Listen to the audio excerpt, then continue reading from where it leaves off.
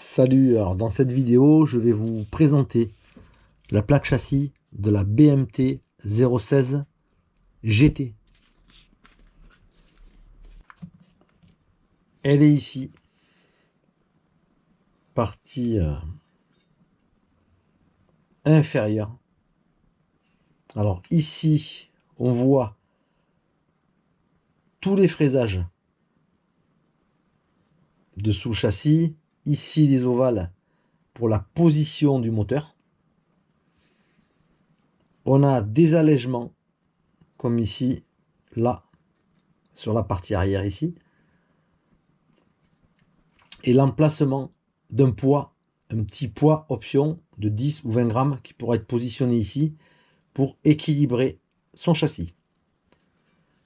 Sur la partie intérieure, ici, deux fraisages assez importants au centre du châssis, sur les côtés de l'emplacement du réservoir.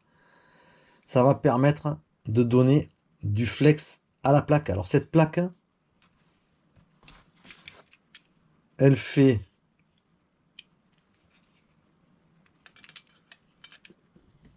5 mm d'épaisseur. Et on s'aperçoit que sur les emplacements où vont être positionnés les supports de différentiel, ce sont des pièces en aluminium qui vont venir ici sur les côtés, tenir ici le différentiel avant et ici le différentiel arrière avec les triangles. On voit que ces parties, elles ont été allégées ici, là et à l'avant. C'est très très clair ici et là. Alors ces parties, elles font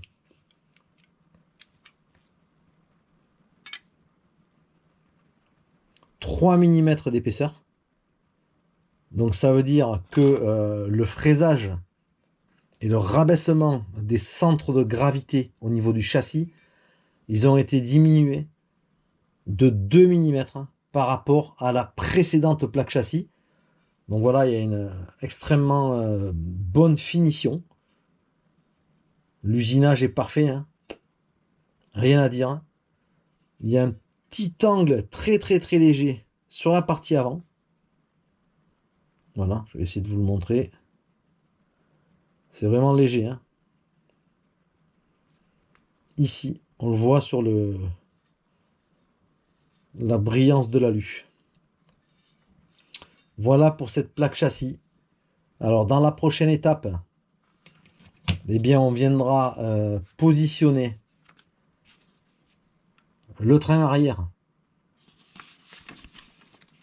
la boîte de vitesse et enfin le train avant avec les transmissions courroie.